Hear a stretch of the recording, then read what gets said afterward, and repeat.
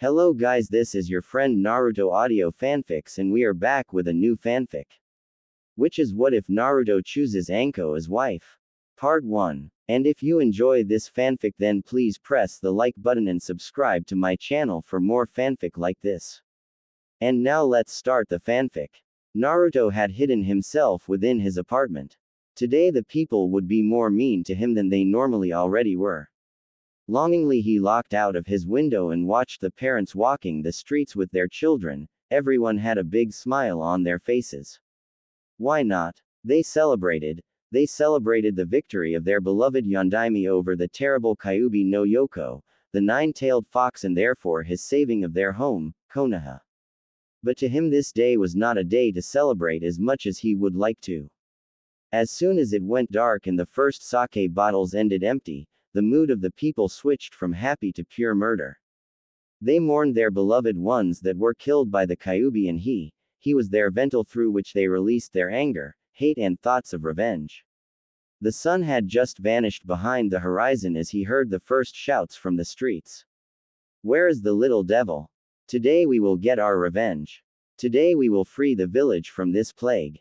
Naruto sat in the corner of his room and hoped that they wouldn't find him. But to no avail. Kami seemed to have no mercy for him. With a loud thud followed by a loud crack, the door to his apartment bursted of the hinges and into the room.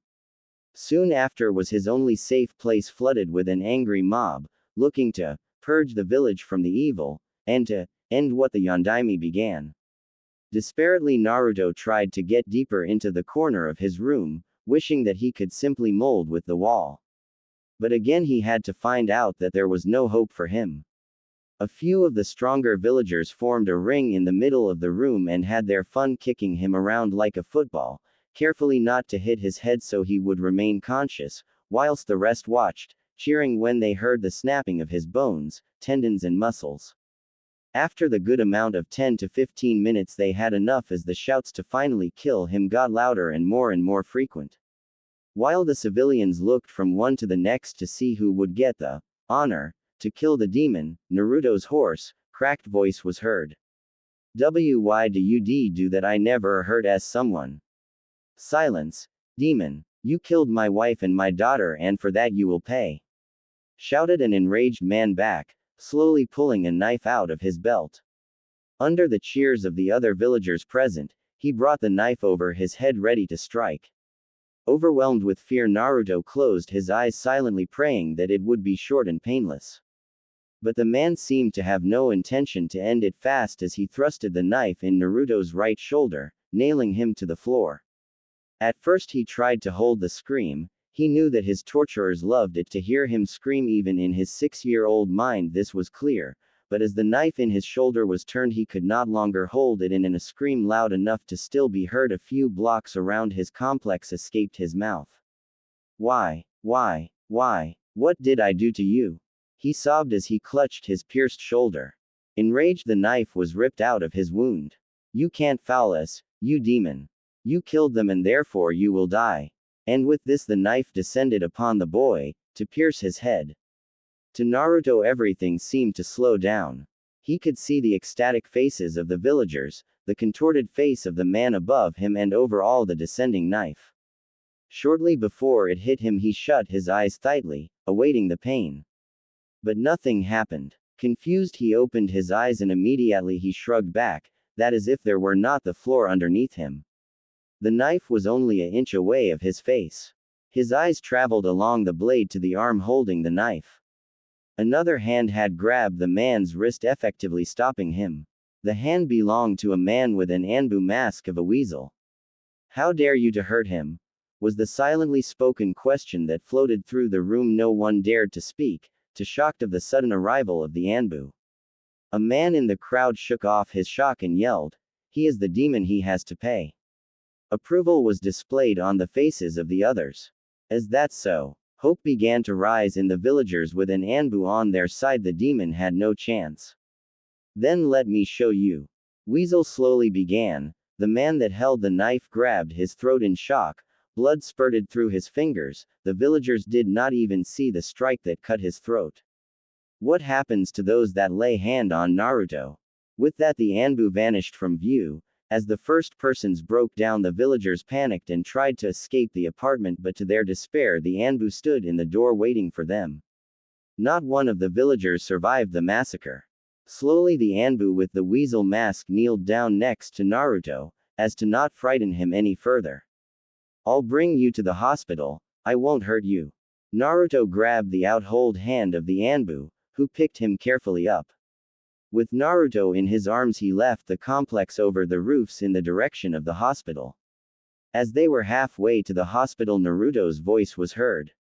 "Thank you," he muttered before he lost consciousness. A small smile adorned the face of the Anbu behind the mask. "No problem, Naruto-kun." After he had made sure that Naruto would be treated, he left to the Hokage tower. Hokage Hiruzen Sarutobi, Hokage of Konoha, just returned from a council meeting, over young Naruto as Weasel appeared in his office. "Hokage-sama," the Anbu said while he kneeled before the Hokage.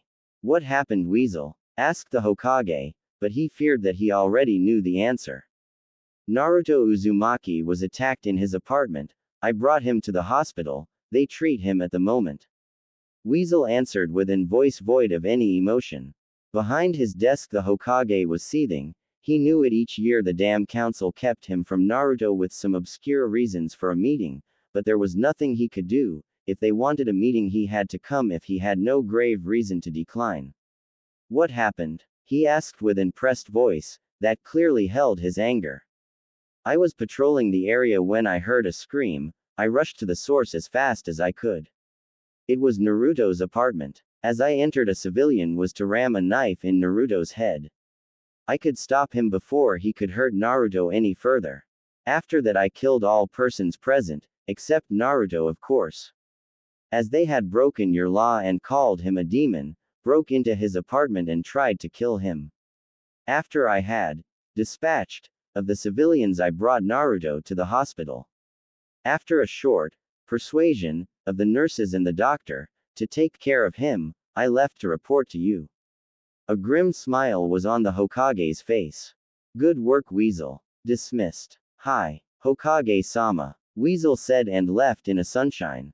"I'm sorry Naruto, again I couldn't protect you. Please forgive this old man." A moment later the room was empty as the Hokage sunshine to the hospital to look after his surrogate grandson. Naruto. As Naruto woke up he was shortly blinded. Too bright. After he had blinked a few times he could see the white walls and the clean smell of the room entered his nose. "I'm in the hospital, again." As he looked to his left he found the old man sitting there on a chair. "Hello Naruto. How do you feel?" "I'm fine, Gigi. I'm used to it," Naruto said, a smile splitting his face, while his eyes were shut. As he opened them again he saw the sad face of the old man. Nobody should be used to being beaten up or being nearly killed, were his thoughts. "I'm sorry Naruto, again I couldn't keep my promise to keep you away from harm." "No problem Gigi. I forgive you," came the answer instantly, followed by a bright smile. After this the face of the Hokage lighted up a bit.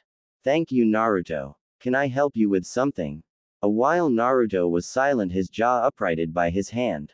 "Hi Gigi. Can you say, thank you, to the man who saved me?" "No problem. I'll tell it to him." "Something else Naruto?" he asked, seeing the hesitation in his face. "Well," he looked sheepishly with one hand behind his head, "last night my door was destroyed. I think your apartment is already back to its former state."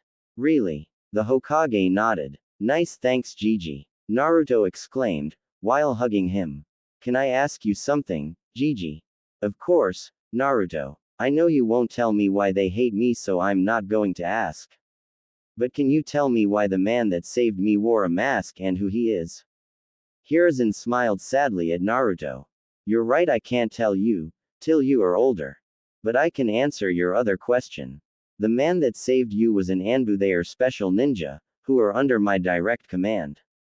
They wear the masks so that no one knows who they are." "Why is that? Why would you hide who you are when you are so awesome?" interrupted Naruto, confused. "Don't interrupt others while they are talking Naruto. I was coming to that." The Hokage scolded him sternly. I'm sorry. It won't happen again. Good. So back to why they wear masks. Anbu do especially dangerous missions, but they are also really important. And so that no one can take revenge on the Anbu that did the missions, they wear masks, to hide their identity and protect on this way their family and friends. And the Anbu that saved you is called Weasel, and no, that is not his real name. Anbu are called after their masks. Nay, can I become a ninja too? Like Weasel, and then I can have such a mask too. If you want to become a ninja, then you have to go to the academy, and if you pass, you are a shinobi.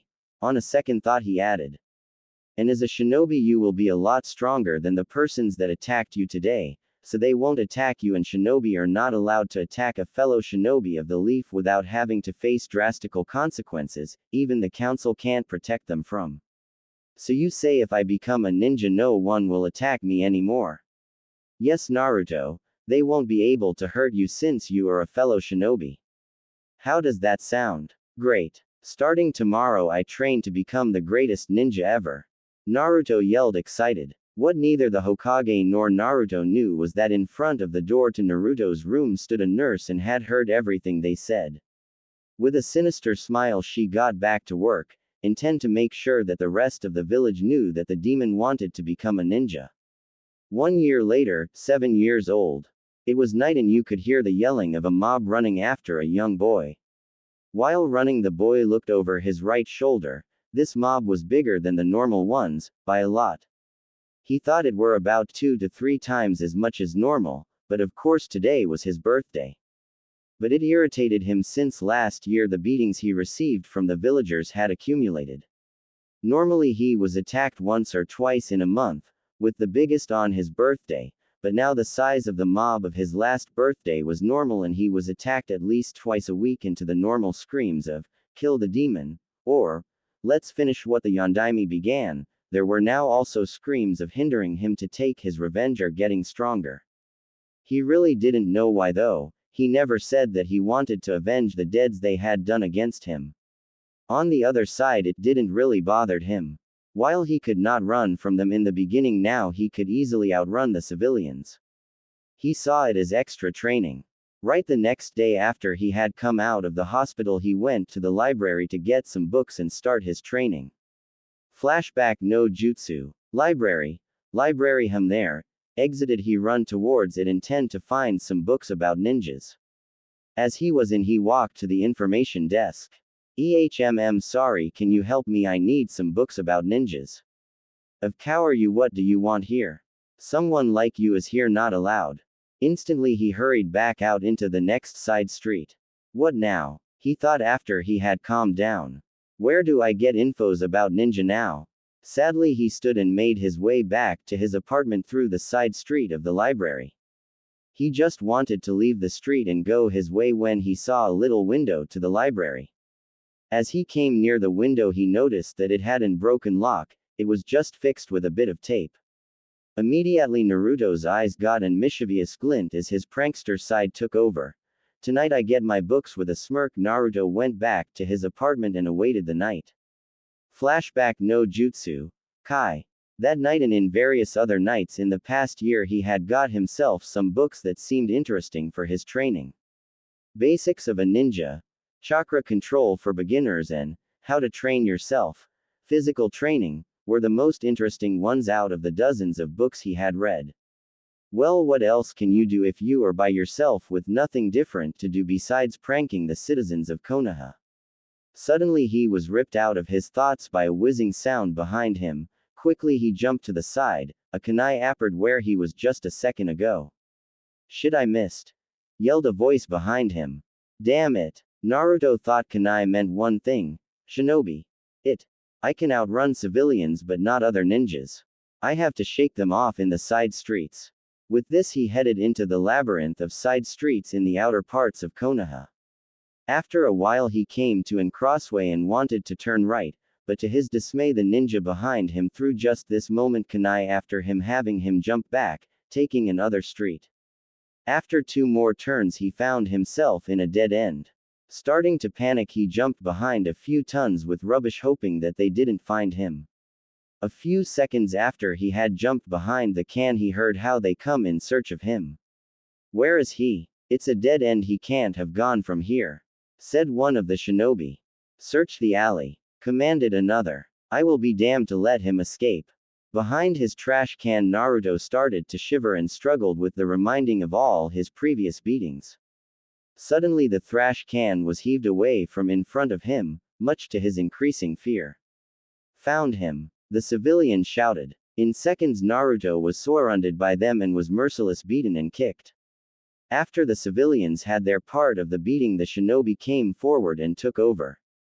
He was heaved off the ground and rammed into the wall. Afterwards a kunai was thrusted through his shoulder, making him scream in pain. "Enjoying it?" asked the shinobi as he leaned forward, his left arm rammed into Naruto's throat, strangling him and holding him on the wall at the same time. Slowly he twisted the kunai, provoking another scream of pain. "Don't worry, we are not at the end yet, by far. We will make you feel the pain you inflicted on others." I did nothing to anyone." Naruto pressed through his clenched teeth. As a reaction, the arm got away from his neck and he breathed in relief, only to scream again as his other shoulder was pierced. "Don't make me laugh. We all know what you are and what you did." "Demon!" snarled the shinobi, before he let off of Naruto, who just hung on the wall holded by the kunai in his shoulders. Vague, he noticed another one of the shinobi stepping forward. "My turn, and shall I tell you something? I am from the Torture and Investigation Department, so don't worry, you won't die, you will just feel a lot of pain." With that he pulled out a ninjutsu from his back and slashed in one fluent move from Naruto's right shoulder to his left hip and from his left shoulder to his right hip, forming a red, blood-seeping cross on Naruto's torso. Naruto himself screamed in pain, unable to move because of the kunai in his shoulders. Why did they hurt me? Why do they hate me?" he thought, while he looked at the mob before him cheering at his obvious pain, wanting to hear him scream more. During his looking at the mob, the man with the ninjutsu had pulled out an ampoule from his pouch with a clear liquid in it. As he splashed the contents over Naruto's upper body, Naruto started screaming. Where the liquid hit his wounds, a searing pain appeared and the edges of the wounds swelled up and started seeping. Seemingly pleased with his work, he plastered Naruto's body with sword wounds, forming a thick web of wounds all over. Shortly before succumbing to the darkness creeping into his eyes, Naruto wished for one thing with all of his being: let them feel it. Let them feel the pain he felt 1,000 times over. At the edge of his senses he heard screaming, and with grim satisfaction he dropped unconscious.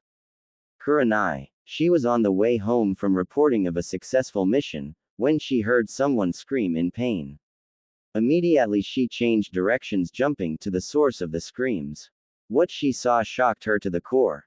Surrounded by a mob, a young boy was pinned to the wall with kunai through his shoulders while a ninja slashed at him with his sword. It was obvious to her that the man just wanted to inflict pain and torture the boy. Just as she wanted to stop him, the whole mob went suddenly rigid and started screaming in pain before collapsing to the ground motionless. As she stood in the alley, she noticed the chakra fragments of a genjutsu, and it seemed to originate from the boy who was still pinned to the wall, tough unconscious. Quickly she started picking him of the wall, heaved him on her arms and dashed off to the hospital. There she wanted to give him to the nurses, but they refused to treat him until she threatened to put them under a Magen, Narakumi no Jutsu. After making sure that he was treated, she sunshined back to where she came from, the Hokage office. The Hokage looked up when he sensed her coming. His eyes widened in shock as he saw her appearance. Her clothes were covered with blood, but she herself looked fine. "Report Chunin Yuhi." He barked in a commanding tone, not leaving room for anything else but to compile. After she had given her report, the Hokage was seething for anger over the villagers and their actions. "Bring me to the alley in which you found him." "Hi, Hokage-sama." Kurenai replied and dashed out of the Hokage tower towards the alley, followed by the Hokage. As they arrived, the civilians still lied unconscious on the floor, and the shinobi were awake but tied up by two Anbu who were watching over them. "Hokage-sama." They greeted him, who nodded in acknowledgement. "Can you tell me what happened here?" It seems they were under the influence of a powerful genjutsu before they all lost consciousness. You were right as it seems, Kurenai-san. He said to her, before he turned to the Anbu. Bring them all to Ibiki, he can have his fun with them. I already know what happened here, so he has no restrictions. The tied-up shinobi paled visibly, with wide eyes, and even Kurenai shuddered. Ibiki was the head of the torture and investigation department and had the reputation to be extremely effective in torturing his prisoners and to be quite sadistic. Hi Hokage-sama, the Anbu said. The Hokage nodded and signed Kurenai to follow him as he made his way to the hospital. Once there, he went to Naruto's room and inquired a nurse about his condition. He is already awake and all wounds seem to be closed, but he will keep scars from the incident. Scars? He asked the nurse, surprised. He never had any scars. That is right, but this time his wounds couldn't close like they normally do because of a form of acid that was in his wounds. It seems to be one from the T&I department. It practically melts open wounds together and leaving only scars behind. It is used to prolong the suffering of the ones getting interrogated since it closes the wounds fast, prohibiting blood loss, and also inflicts a immeasurable amount of pain. I'm sorry. At this explanation, Kurenai looked absolutely terrified. No, it is okay, thanks for helping him, he said sadly and stepped in the room to look after Naruto. In the room, Naruto was looking out of the window, seemingly deep in thought. His complete torso was in bandages. Hello, Naruto, he said softly with a sad taint to his voice. Naruto. As he awakened, he found himself in the hospital again. He was fed up with it. Every month he was here a few times. Just this moment he heard his Gigi greeting him. He turned to him with a big smile. Hello Gigi, miss. Kurenai Yuahi, Naruto-san. She answered his unspoken question. Hello Yuahi-san. Kurenai is okay. Naruto nodded, before he looked at his Gigi. After thinking for a bit how to ask, he decided to simply speak his mind. Gigi, are you sure about what you said about being a ninja would make them stop hurting me? Both Kurenai and the Hokage flinched hearing the question, a sad look on their faces. Yes, why do you ask? Because since last year they hurt me more and more. I promise you, Naruto, once you are a shinobi they can't lay a hand on you without being accused of treason and executed, so they fear too much for their own lives. The Hokage tried to reassure Naruto. So you promise me? Yes, I promise you, Naruto. Okay. Then in 3 years I'll be genin. Believe it, proclaimed Naruto while pumping his fist in the air. The Hokage smiled sadly at Naruto. While he was happy that he wanted to become a shinobi and had a good working attitude, he wanted to become one out of the wrong reasons, as it seemed to him. Do you only want to become a shinobi so you are not attacked anymore? He asked in hope that his worries weren't confirmed. For a while Naruto was quiet while Sarutobi waited for the answer. That is one point of it, but I want to be strong so I can protect the persons I care for. After this answer, a smile spread over the Hokage's face. Good. That's the way, Naruto, he said, but then he became serious once more. Naruto, I have to know what happened in the alley, and please leave nothing out. It is really important and maybe it can help you in being a strong ninja. During Naruto's retelling of the night, the ki rolled in waves of his two visitors. How can they do that to a child? These assholes, I should castrate them and shove their balls down their throat. Were Kurenai's thoughts, her hands tightly closed to shaking fists. The Hokage wasn't any better, fists white from pressure. He cursed about the village he vowed to protect with his life. And in the end I got really angry and wished that they would feel the pain I felt. After that I heard them scream and became unconscious. Ended Naruto his retelling. At the last part, Kurenai leaned interested forward to the Hokage. So it really was him who casted the genjutsu, Hokage-sama. So young and casting a genjutsu, too bad I'm only chunin, else I would have tried to get him as an apprentice. Kurenai thought, happy to have found someone promising in her domain. Yeah, it seems so, he answered before he turned back to Naruto. It looks as if you have a talent for genjutsu, Naruto. Sarutobi said, smiling at Naruto, who just hummed and seemed to get lost in thoughts. A few minutes later both of his visitors looked at each other before looking back at Naruto. Naruto-san. Yeah, he asked looking up. Do you know what a genjutsu is? Naruto nodded before reciting what he had learned from one of the books he had read. Genjutsu is the art of illusions. It attacks the senses and the minds of the ones it is used on.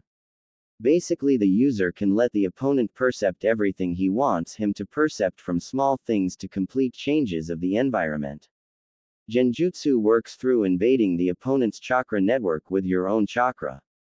To disrupt an enemy's genjutsu, you have to stop your chakra flow and flare it right afterwards, injure yourself, or have a dojutsu like the Sharingan. Otherwise, you have to hope that an ally infuses his chakra into your chakra network to disrupt the genjutsu. During his explanation, the jaws of Kurenai and the Hokage dropped lower and lower, hitting the floor with the ending of his little speech. After recovering from the shock, the Hokage asked him, "Buffeld, where have you learned that Naruto?" "Books," he stated as if it was the simplest thing in the world. Well, it was, leaving out the fact that he was 7 years old and most genin wouldn't have been able to answer the question on this level, but a normal 7 years old had something better to do than reading a book. He hadn't. "When have you started reading Naruto? If I remember right, you didn't like reading much before." "I started last year, the day after I left the hospital. It really helps to know a little. When that is a little, then I don't want to know what he knows when he knows more than a little," he told. Judging from the look on her face, Kurenai seemed to think on the same lines. After that, a bit of normal conversation, the Hokage decided to leave as he saw that Naruto seemed mostly recovered and excused himself with a comment that he needed to go back to fight against his lifelong enemy, paperwork. Kurenai left with him after sending a last reassuring look at Naruto. "I'm eager to see if he will go for genjutsu," she thought before turning back around and leaving the room. As soon as the door closed, the smile left Naruto's face. He leaned back on the bed to think. The academy started in 2 weeks and he had no doubt that he would be treated the same way as always, even by the teachers. That led him to the next problem. How could he pass the exams if no one taught him? After a few minutes, he had formed a plan. He would ask Gigi what he would normally learn in the academy and learn it by himself. Also, he would intensify his studies. All he had read until now were a few basics and mostly civilian knowledge. After all, he was only in the civilian library. To learn further, he would have to go to the shinobi library, and that would be hard since it was only open for shinobi and better watched than the civilian library. Means he would ask Gigi, and else he would work it out like with the civilian library. He wasn't called the prankster from hell for nothing. With a serious nod, he closed his eyes, sleeping in preparation of the coming day. As soon as he woke up, he left his bed and put his clothes on. Just as the nurse came to wake him, he was out of the window. "Good morning." "Not again," she said, exasperated. "I wonder if he will ever leave the hospital when he is allowed to." With a sigh, she went to wake the other patients. As she left, Naruto was already half the way to the Hokage tower. A few moments later, he arrived. Hurriedly, he jumped up the stairs to speak with his Gigi. On the top floor, the secretary tried to stop him, saying that the Hokage wasn't there, but wasn't successful. Over time, he had learned to know when people lied to him. With a knock, he entered his Gigi's office. "Hey Gigi," he greeted the Hokage. "Hello Naruto. Do I have to ask if you were released from the hospital?" Naruto didn't answer that, but his sheepish smile was proof enough. Sigh. "What can I do for you, Naruto?" At first, Naruto looked down on his feet before he looked up again and asked. "I wanted to ask if you can give me the books and scrolls with the things I will have to learn in the academy." He briefly hesitated. "Because I don't think that they will teach me properly in the academy." To the end, his voice grew more and more quiet. "Naruto, normally I would say that you should trust the villagers, but even I lose my faith that they will teach you properly. That's it, I will help him. The sooner he graduates, the sooner they can't touch him anymore. I can't let this treatment from the villagers go on forever." "No problem, Naruto. Come back tomorrow, then I will have everything prepared for you. So that you will have no problems in the academy." Naruto beamed with happiness. "Thanks, Gigi," he said, dashed around the desk and gave his Gigi a hug. With a smile, Sarutobi ruffled Naruto's hair. Nay Gigi, I just remembered you said I may have a crack for genjutsu, do you have a book about it here?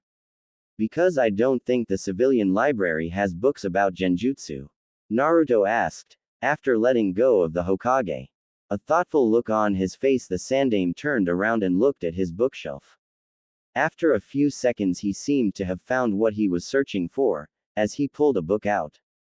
Here Naruto, that should be enough for now, but more I can't help you in this or it would be favoritism, which I am not allowed to. With a nod Naruto took the book and left the office after another thanks. Once at home he made himself some instant ramen and sat down on his couch. Upon finishing of his late breakfast he began to read the book, quickly jumping over the introduction to the first chapter. General information of genjutsus. This chapter shall convey the basic general information needed by aspiring genjutsu users. Genjutsu is the art of illusions and deception. Genjutsu focuses, unlike Tai or ninjutsu, on the mental level, meaning it attacks the five senses and the mind of the opponent. Genjutsu is probably the most versatile ninja art there is. It is independent of the environment and the condition of the body, while ninjutsu depends on the environment combined with the elemental nature the user is able to use, and taijutsu depends on the physical fitness of the body. Genjutsu instead only depends on the mind of the user. It is unbound of the environment or the physical prowess of the body. The quicker the mind and the more finesse a genjutsu user possesses, the stronger he can get. Genjutsu is only bounded by the ingenuity of the user.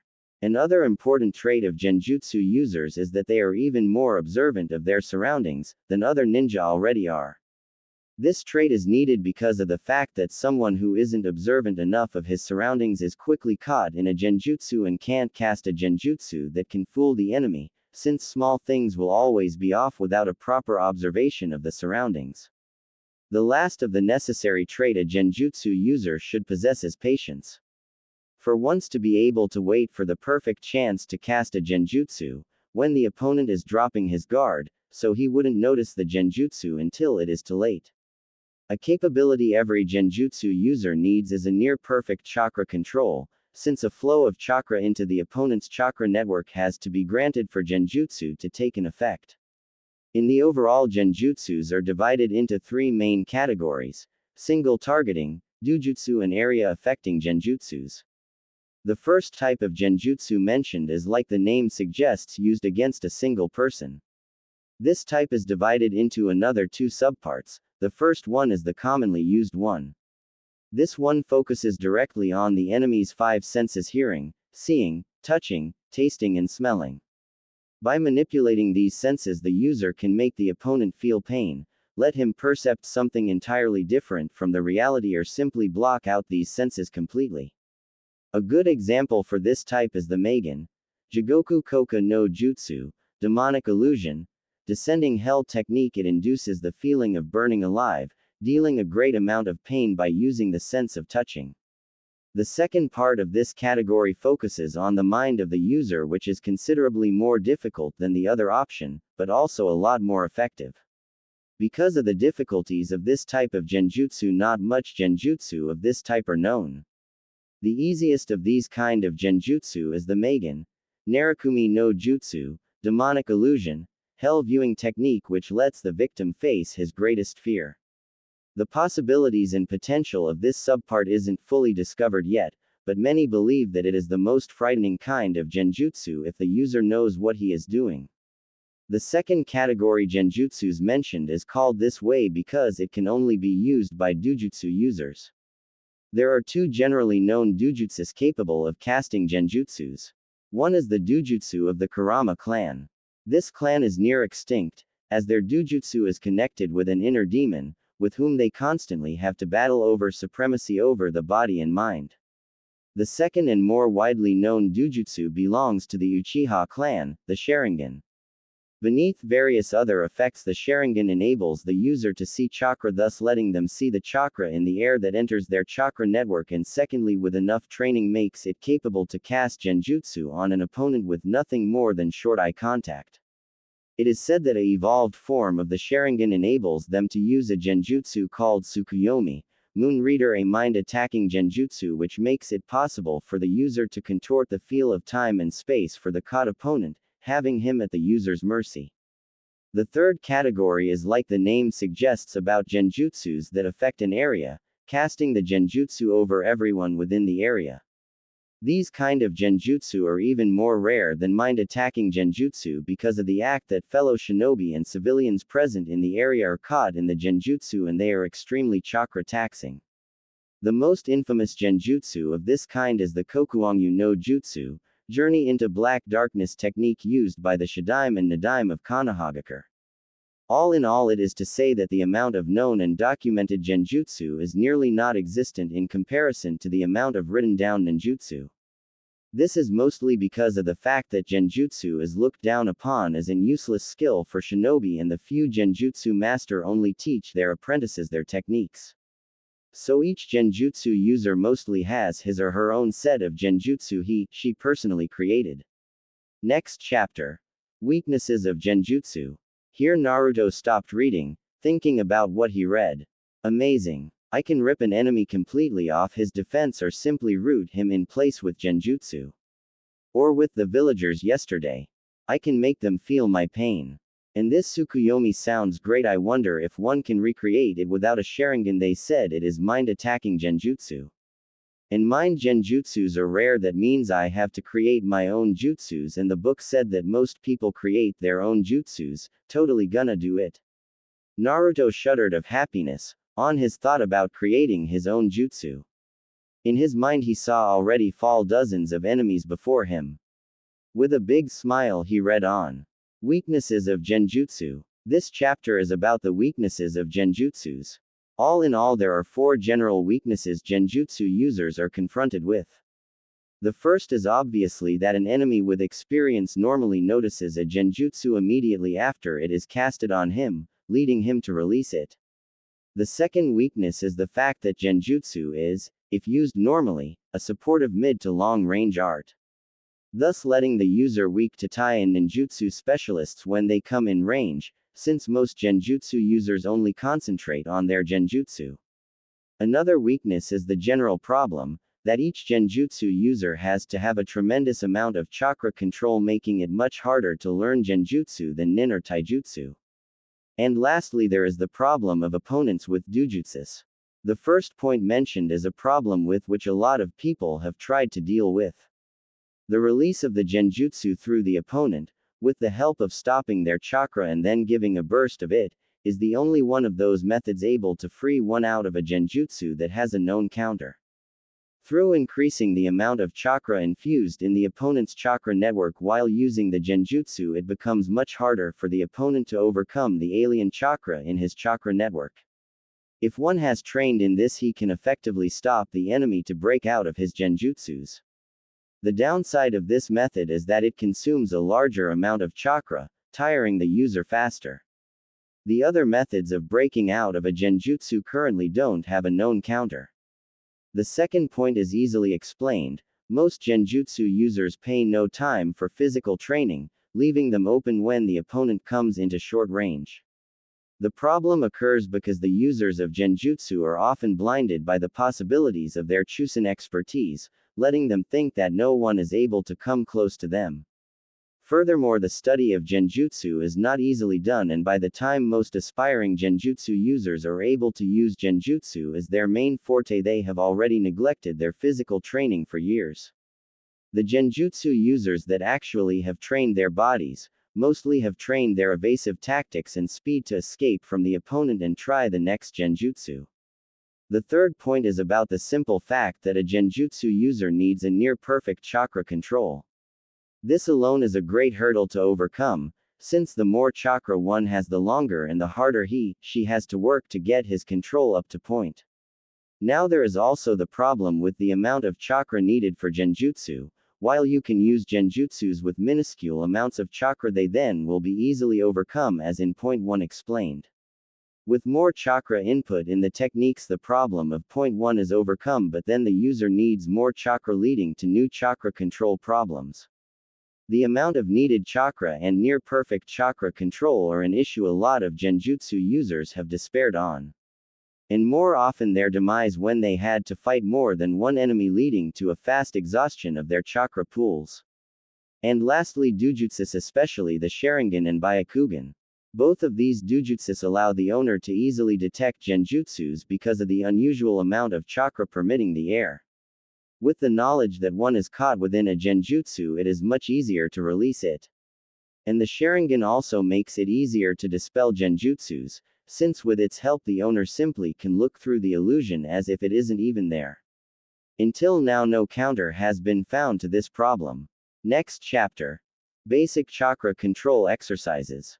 After reading the chapter followed by the rest of the book, Naruto lied back and closed his eyes, trying to grasp the amount of information he had to process from the book. But if there was one thing sure for him, it was that he wanted to master the art of genjutsu. He knew that it would be hard, but he thought that since Kurenai and the Hokage said that he had talent, that it would work out. Moreover, he knew that he had a good head on top of his shoulders. After all, he did all these pranks and escaped the Anbu that looked after him. And lucky him, the book even held a rough list with points to check off after finishing. This way one knew when he was ready for the next step. But there were also a few things that occupied his mind for a long time. The book said that one needed to be calm and patient. He had no problem with it, but he didn't act as an impulsive idiot for nothing. It was late in the afternoon when he finally came to a conclusion. He would drop the act of being an idiot. It was for the best after all. Continuing to shout around and act like an idiot would jeopardize his efforts in the area of keeping his calm, even if it was just played. Deciding to start his chakra control training the next day, once after he had gotten his books from the Hokage, he went out of his apartment to get some ramen from Ichiraku. While he was eating, a thought came to his mind that shocked him, since it threw all his plans in the water. I can't train my chakra control. I first have to unlock my chakra. But how do I do that? Hopefully Gigi can help me tomorrow. Quickly he finished his ramen and made his way back after saying bye to Tuki and Ayame. As he was home, he again took the book and read the first few points he had to train before he was able to learn the first few genjutsu. He had to be able to stand on the surface of the water. Simply the thought of doing something like this led him wonder if the author was in his right state of mind while writing this. What the hell, you can't stand on water? I bet Gigi wanted to make fun of me. Just you wait, old man, if this really was a joke you want, like what I do with your little orange books, he. With a mischievous smile he put the book on his couch and went to bed, so he was early up the next day. He had training to do. As soon as the sun shined into his room and hit his face, Naruto woke up. Quickly he made himself his usual breakfast, instant ramen. While the water boiled he showered, cursing because the owner had closed off the warm water again. It was the 5th time this month and it was only the 12th. With a sigh he dried himself and went in the kitchen to eat his breakfast. After finishing he put his usual orange jumpsuit on, although with a disdain. He didn't like it, but it was the only thing they sold him. Shaking off his negative mood he made his way to the Hokage Tower to get his books, ask a few questions and if necessary take his revenge. After arriving on the top floor he again ignored the secretary's attempt to keep him from the Hokage and went into his Gigi's office. Hey Gigi. Hello Naruto. The Hokage greeted back and heaved up a bag filled with different books and a few scrolls, 3 to be exact. Here are your books and the scrolls for the Academy 3 jutsus you have to learn during your 3 years in the academy. Taking the bag, Naruto thanked him. Say Gigi, I read the book you gave me yesterday and I wanted to start the trainings list on the end of it today. The first point is leave sticking, but I haven't unlocked my chakra yet. I know we learn that in the academy, but only next year, and I want to start training now. So can you help me or give me a description how to do so? The Sandaime had a look of wonder on his face. He wants to start the trainings list. That means he read the whole book. I never knew he was this much into reading. Naruto, I didn't know you were into reading this much. Well, I would read more, but the library always kicks me out, so I have to sneak in and read when no one is there. But what is it, Gigi? Do you help me? He gets kicked out. I wonder what else the villagers do to him he doesn't tell me. Well, Naruto, you are right. Normally you would learn that next year in the academy, but since you show interest, there is nothing prohibiting you on unlocking your chakra now. After all, the kids of the shinobi clans too start doing so when they enter the academy. Let's see, I know you don't trust a lot of people, so I will help you. Can you wait for half an hour? I first have to finish something. After that we go to my compound and unlock your chakra. This way no one tries to inhibit him during it, and I have an eye on him should the fox try something. Okay Gigi, thanks, I will wait. Naruto said and sat down on the couch placed near the wall. Exactly half an hour later the Hokage finished his work, but was in astonishment. Not once had he heard Naruto scream around or even whine for having to wait for so long. What happened to you, Naruto? Normally you would run around screaming at everyone and everything that you had to wait for so long. Well Gigi, you see, I decided to drop the act of being a complete idiot. The book said to become a good genjutsu user you have to be patient and calm so you don't miss anything. The book seems to have worked wonders, but what do you mean you dropped the act? Because I don't remember seeing you like this ever before. Naruto nervously looked down, scratching the back of his head. I think it started a few years ago when I was beaten. I noticed they hurt me less often when I looked and behaved like an idiot. I noticed a few months later that I had unconsciously started to always act like an idiot around everyone to get hurt less. I thought it was a good thing and only stopped when I was at home or alone. But yesterday after reading the book I decided that if I would continue to act like that I would sabotage my training for genjutsu, since it states that to become a good genjutsu user you have to have yourself under control and keep calm in all situations, and at general level each shinobi should be able to do so. But well, sorry that I acted around you before too. I know I can trust you, but there are always people around, even if it are just your personal Anbu hiding behind the walls at the moment. At first the Sandame's face hardened as he heard that Naruto had to make himself out to be an idiot only to be hurt a little less, then it softened at the display of trust to him, but finally showed his wonder at the knowledge of his personal Anbu. I'm glad you trust me, Naruto, but how do you know about my personal guard? He thought to himself. It is okay, you did what you thought to be the right thing to do. But can you tell me how you know about the Anbu? It's not so hard. I developed a sense if someone is around me or not. It is like my seeing if someone is lying to me. With a thoughtful nod the Hokage stored what he heard away for later. He had made Naruto wait long enough. Okay. Now let's go, a trainings ground is waiting for us. Naruto nodded. The Hokage placed his hand on Naruto's shoulder and shunshined away with him. As Naruto could see again, he saw that he was standing on a large open ground with a house in the far. He identified as his Gigi's. This Naruto is my personal trainings ground behind my compound. Sarutobi said as he saw Naruto looking around. After Naruto looked up to him seemingly waiting for something, he continued. Now to activate your chakra. I will give you a few instructions I want you to do. There is no need to rush something. Some people don't even get it at their first attempt, so don't be nervous or disappointed if it doesn't work at once, okay? After Naruto nodded, he went on. Good, now stand comfortable and close your eyes. Now I want you to concentrate on your body. As Naruto became still, he told him the next step. Now let your concentration float to a point 1 inch under your navel. There search for something warm and soothing. Don't be afraid if you feel a rush in your body, just keep calm. Then he waited for what would happen. Naruto slowly let his concentration wander down his body until he reached the point his Gigi had described. He concentrated a while and had the feeling of sinking deeper inside himself. Then he felt something warm. It was blue. Without a bit of hesitation he reached after it. Suddenly he felt this feeling spread through his whole body, filling it. Then after it had filled his body, it exploded outside of him. Slowly he opened his eyes, a wide smile on his face as he saw his Gigi's stunned face. He never had felt such an amount of chakra from someone as young as Naruto, let alone while activating his chakra network. It was so much that it built a small dome around him. Naruto, I want you let the chakra flow through your body, just imagine that it flows through you just like your blood. Slowly Naruto felt the chakra recede back into his body as he imagined it flowing through his body. After a while he felt it flowing through him without him imagine it. Then he looked at his Gigi with a big smile. That turned even brighter as he heard his words. Good work Naruto. Not only did you unlock your chakra on your first try, but you also have a really large amount of it. I'm interested to see how much it is, once it is settled in a few hours. Now you said something about chakra control, right? I will show you the tasks that stand on your list. I'm sure you think they are simply crazy.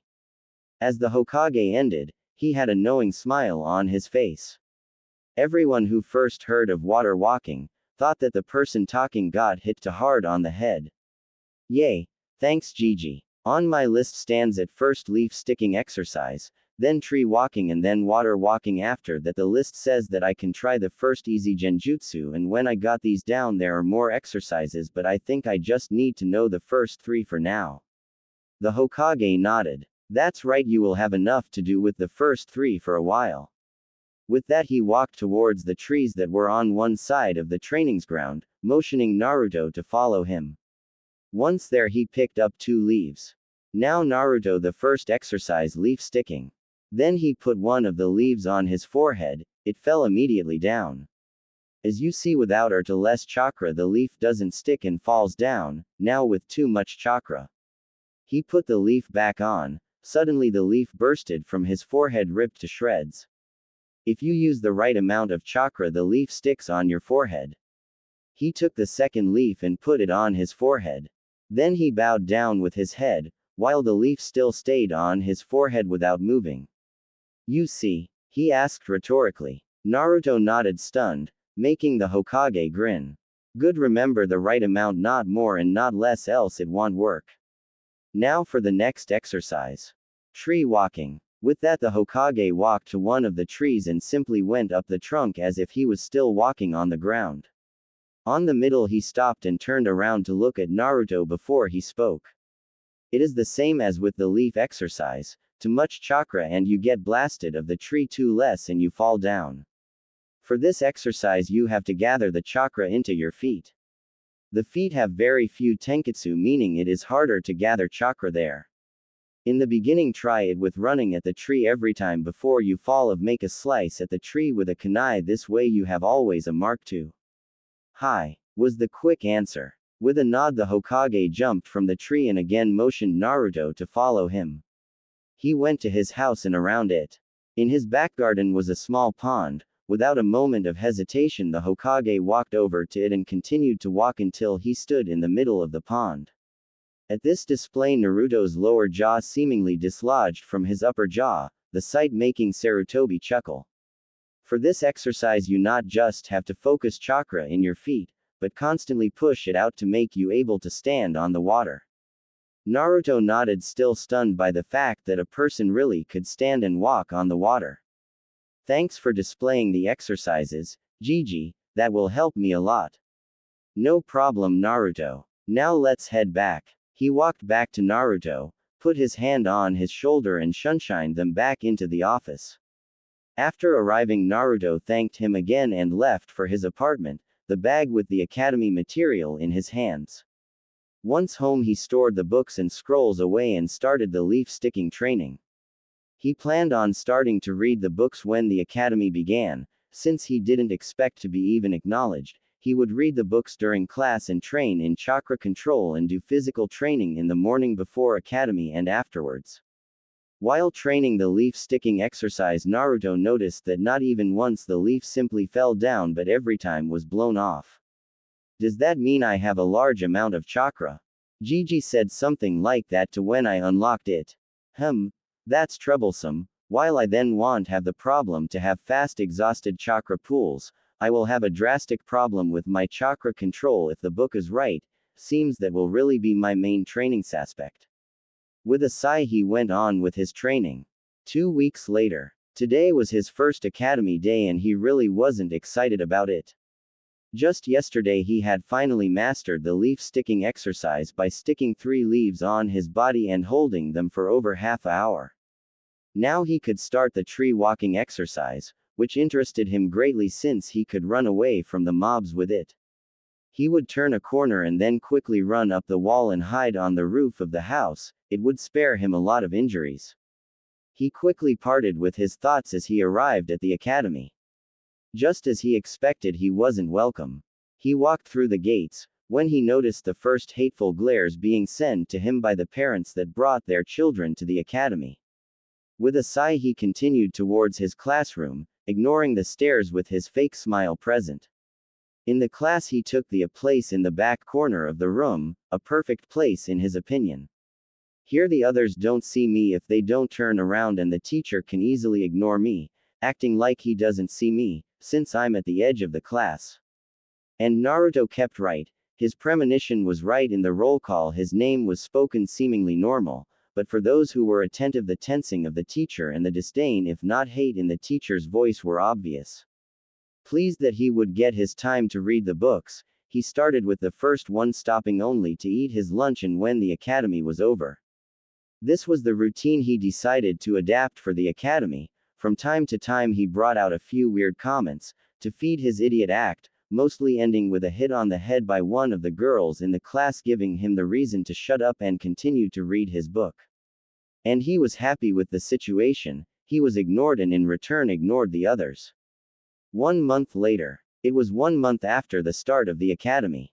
Naruto woke up in the morning, made himself a breakfast with milk and cereals, yes, no instant ramen. Through the books he read, he learned a lot about healthy nutrition and diet and intended to put it to good use. It already helped him. He felt more energized over the day, though he couldn't really believe it at first. I mean, he was already known as a stamina freak, but by now he seemed to have even more energy, leading him to start running laps around the village and doing some muscle training in the morning. After finishing his breakfast, he went back to his bed and read for an hour. He had learned that training before breakfast was bad for the body since it had a lack of energy, but also that shortly after eating the body focused blood in the stomach area to help digest the food, which would then be missing in the muscles. So he waited and started only an hour later with his workout. Upon finishing, he refreshed himself and made his way to the academy. Well, normally he would, but today was Saturday and so he had no school. Instead he went to visit his Gigi. He hadn't seen him for a while and he wanted to surprise him with something. He had finally mastered the water walking exercise 2 days ago. He would show his Gigi and ask for some easy genjutsu to practice. Knowing that he had to work even on the weekend, he walked to the Hokage Tower, enjoying that it was still morning and most of the people were still at home sleeping in, leaving the streets deserted. As he arrived on the Hokage Tower, he walked up and into his Gigi's office. "Hey Gigi," he greeted him. "Hello Naruto, what brings you here so early in the morning?" Naruto smiled proudly at him. "Because I wanted to show you the exercises for chakra control. I can do all of them." Only sound heard was Sarutobi's pipe fall on the floor. His sight was a view to remember, his eyes the size of dinner plates, his jaw crashed through his desk. I lasted 3 minutes until he finally spoke.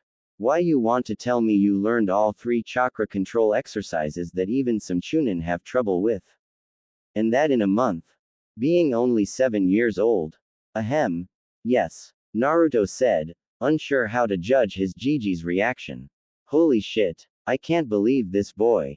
I would have expected him in a month or 2 at the earliest, with having mastered maybe the tree walking exercise. I got to see him do that, otherwise I don't believe it." "Naruto, can you show me?" the Hokage asked, unbelieving. "Of course, what do you think why I'm here?" With a nod, the Hokage went to Naruto, grabbed his shoulders and shunshined them to his personal trainings ground. They went to the tree. The Sandaime showed Naruto the first 2 exercises.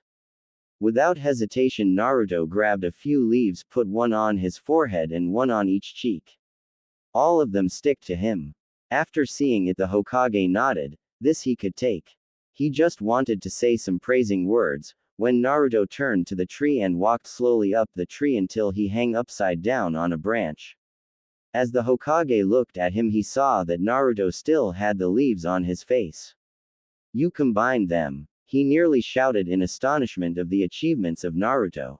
What does he mean? Ooh, the leaves. But why did he shout? Was it wrong to do that? You mean the leaves? I thought it would be good to do both at the same time before I went on with water walking. Was that a bad thing? Naruto asked, a bit nervous, again unsure of the reaction he got. The Sandaime shook his head in wonder. No, Naruto, that's not a bad thing, quite the opposite. It forces you to use a lot more concentration to do both things at the same time. And I must say I'm really proud of you to do this in your age, shows great talent and potential. Naruto beamed at the praise he got. And I still have to show him the water walking. Thanks, Gigi, Naruto said, falling from the tree, doing a flip and running to the Hokage to hug him. Now I show you water walking, come. He ran to the small pond, pulling the smiling Hokage with him. What a little praise does to him, and he said he wanted to train to be calm. He. As much as he tries, he is still a bit child, and I'm glad for it. Arriving at the pond, Naruto walked on it, still pulling the Hokage with him. As they stood in the middle, he looked up at his old man, grinning like crazy. What do you say now, Gigi? I'm amazing, aren't I? The Hokage chuckled. Yes, you are, Naruto. There are only a handful of people who could do these exercises in your age. Woohoo, I'm amazing. He shouted and began to jump around on the pond. Easy there, the Hokage said, laughing. Now what is the next point on your list? He inquired. Immediately Naruto stopped jumping around. It says that I now can train some easy genjutsu, some D rank 1 to start. Can you give me a few, Gigi? No, sadly not, since you are not shinobi yet. Naruto looked down. His Gigi was his only option to get on some genjutsu. Say, Naruto, you said that you sometimes sneak into the civilian library, right? Hi. Well, a library is a library, don't you think? Ha, was Naruto's answer. Sorry, more I won't tell you. Now let's go back. He grabbed the still confused Naruto on the shoulder and shunshined back to his office. Think about it, Naruto, and your answer will come to you. With a nod and deep in thought, Naruto left the office. As he came to it, he found himself on top of the Hokage monument. He went to his usual spot on top of the Yondaime's head and lied back. What could Gigi mean? A library is a library. And how does that help me? No, wrong. When I know what he means, I will know how it helps. Library is library. So he means two different libraries. His eyes widened, of course. Konoha has the civilian, and the shinobi library, so he wants me to sneak into it. Would make sense, they have scrolls about every Konoha jutsu, meaning also genjutsu. But also about other things, and it won't be easy. I have to make a list about what I need. Quickly he jumped up and dashed back to his apartment. Once inside, he took out the list and noted everything he would need in his later training down. Genjutsu of each rank, especially the one that makes the user invisible, and he had to look up another Bunshin jutsu, since he simply couldn't do the Bunshin no jutsu. The other two of the Academy 3 were no problem, but this one simply didn't go. He guessed that it didn't work because of his already massive chakra pool. Furthermore, he had watched a Junin do something that he called Kage Bunshin no Jutsu one morning during one of his laps. What intrigued him was that the Bunshin seemed solid. He decided that he would look for this Bunshin Jutsu. Lastly, he noted down to look for a scroll or book with more advanced chakra control exercises. Pleased with his note, he went to planning how he could sneak into the library. After a short visiting of his target, he began making his plan. One Chunin is guarding the entrance and one more is on top of the roof to look out for people that want to go in through the windows. A henge doesn't work since they have a detector against that. I really would like it if the henge was a physical transformation. Suddenly it hit him like a wall of bricks. If he could transform himself physically, he could simply walk in, and he knew just the jutsu for it. He had found it during his training of the original henge. His own personal henge. Flashback no jutsu. It was on the first day he had run laps and done muscle training. Never thought it would be so hard. But whatever, no pain no gain. With a nod he stood up from the ground and started to work on the henge no jutsu. His first few tries were miserable. He didn't even look nearly like the Hokage. He had produced a faint shadow of the old mon's face that hovered over his own face. He read the scroll again and found out what he forgot. He had to put out chakra all over his body, from every tenketsu.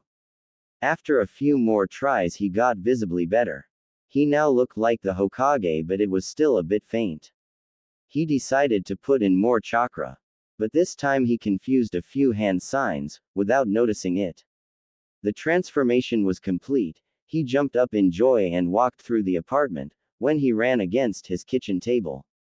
Ouch, my shin. Table. He cursed a while longer when he noticed something. Wait, why does my shin hurt? Normally I would hold my knee when I bump into the table. The henge is just a illusion, a kind of genjutsu even if it is only E rank. So I still should have hurt my knee even if I connected with my illusion shin. Did I do something else? Quickly he went over the hand signs he had used. Instantly he saw the different combination he, tired as he was, had used. Hoping to be right with his assumption, he went to the door and reached for the top of the door frame. He could feel the corners of it, he could feel it. With a normal henge it would look as if he touched the door frame, but he wouldn't be able to actually feel it. That meant one thing: his henge was a complete transformation. Flashback no jutsu. Kai. With a big smile, he began to work on the next problem he had. He couldn't simply take all of the scrolls he needed with him. It would catch attention and reading alone wouldn't be sufficient. He had a good memory but not photographic memory. That meant he had to copy the scrolls and store them somehow. The scrolls he could store in a storage scroll, well, maybe more than one with the amount of genjutsus he wanted to copy. But still, simply copying them by hand would last days. He needed something like a copying jutsu, but he had no guess how to do it and he didn't know about one. Again, I have to ask Gigi. Hopefully he has a hint for me. Otherwise I would have to sneak in multiple times and then someone would notice something. Even if I can get in without anyone knowing, I don't want to cause problems for Gigi. Should I against all means get caught? With these thoughts he went back to the Hokage Tower. As he arrived, a genin team just exited the office. As soon as he was out of the office, the Junin sensei said his goodbye and shunshined away, leaving his team to walk. Well, another jutsu to copy and learn. Fast traveling was always something he could put to good use. After a knock he entered. Hey Gigi. Hello Naruto. Here again. Hi, I have a problem. I want to copy the important pages of the books you gave me for the academy. I want to make a compressed version with the facts I deem the most important, but I don't want to copy 100 pages by hand. Is there some kind of jutsu for this? Curious, the Sandaime looked at him. For what could he need something like this? Of course he understood my hint and wants to copy everything he needs, so he only needs to go in once. Clever. Well Naruto, there is a jutsu for exactly this. It is called scroll copy no jutsu 1. But you need special paper for it, which is impregnated with ink. Nice, can you show or teach me? I'm sorry Naruto, even though it is only an E-rank jutsu, I can't teach it to you. You know I can't play favorite. I'm sorry, but it seems you have to copy by hand. No exception Gigi. He asked with a sad face. No, but I will teach you once you are a shinobi. Okay. Hi. Thanks Gigi. With a smile on his face he left the office. He didn't even have to fake it. Gigi knew exactly why I wanted to know this jutsu and that I can find it in the library. He even told me what I need for it. Great. As he was home, he started to practice his personal henge for a bit. After all, it isn't easy to move as a spider, if you have never done it before. After the practice he got back to reading. He guessed that he would have read and understood all of the books in approximately 4 more months. After that he would have to look for new books. Mostly about genjutsu. He wanted to become as good as he could during his time in the academy. Later in the night he went to sleep. The next morning started like every other morning. Breakfast, reading hour, training, and since it was Sunday he had all the time in the world. Luckily ninjas had to do missions on each day, so the ninja shops had open. Hanged as a shinobi, he went in and bought 4 medium-sized sealing scrolls, 2 and 1 minor sealing scroll. Moreover, he bought 1 stack of ink-impregnated paper. At home he sealed the package into one of the medium-sized scrolls and all of these into the minor scroll, leaving him with 1 little scroll.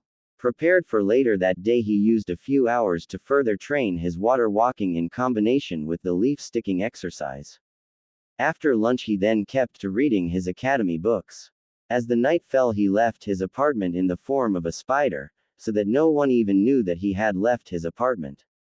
Behind a trash can he then hanged into a normal civilian and walked towards the shinobi library. As he had only 1 corner left to turn, he stopped and watched everything around him. Satisfied to have found no one watching, he hanged back into the spider and carefully made his way over to the library entrance. This were probably the hardest 10 minutes of his life. He had to dodge the feet of a few civilians on their way home, and simply he had to cross a 15-feet street with the speed of a spider. As he finally arrived at his intended destination, he crawled up the wall and into the library through the air conditioning. Once inside, he changed back, as he was sure that no one was there.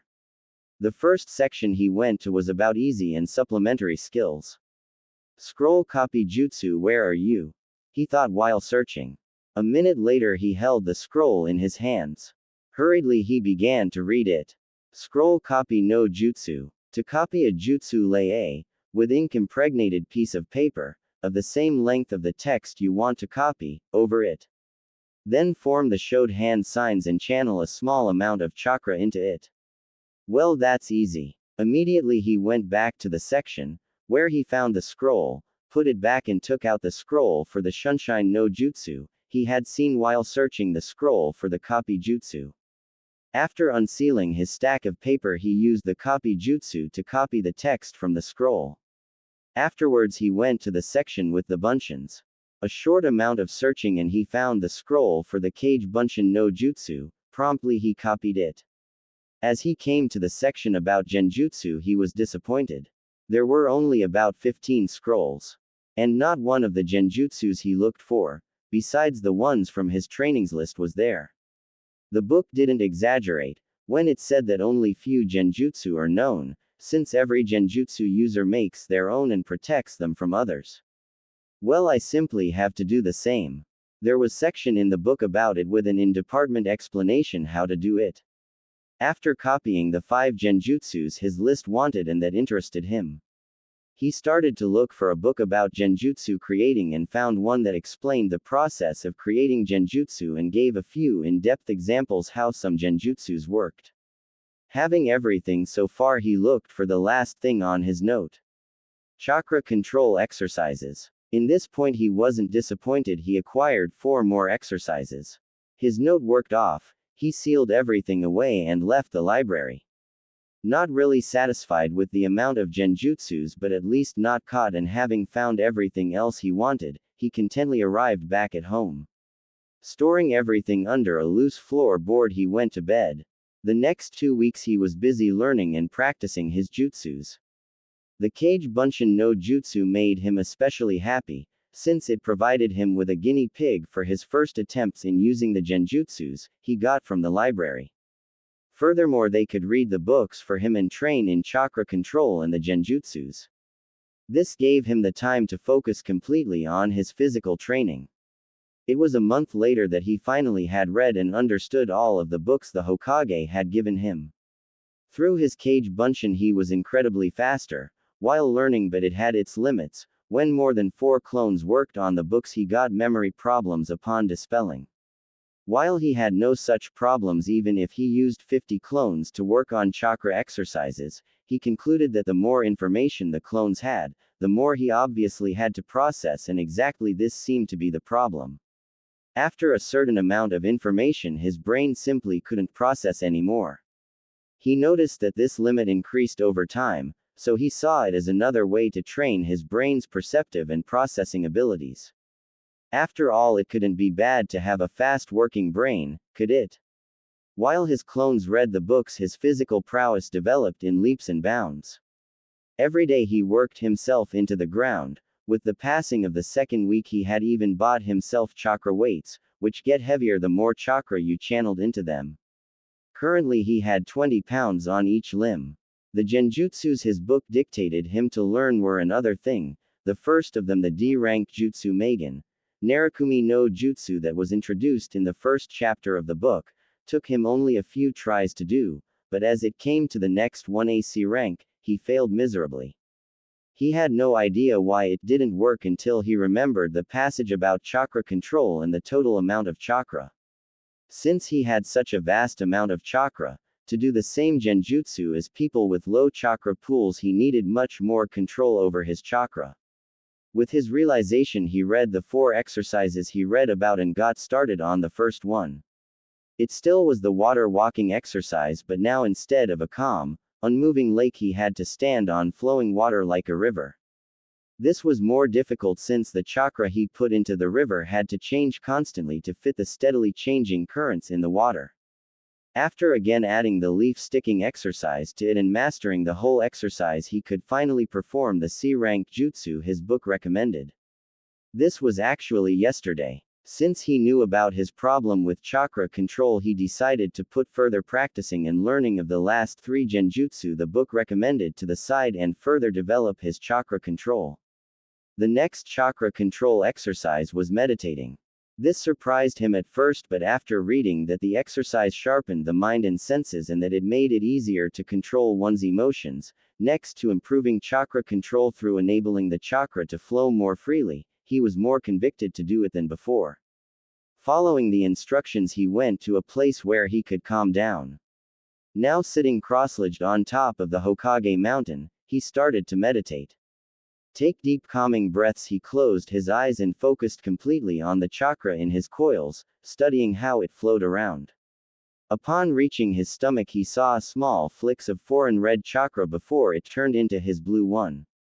Confused Naruto concentrated more on the place where the red chakra came from, instantly making him lose consciousness.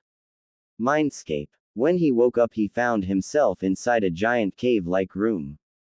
To his right he saw a colossal steel cage.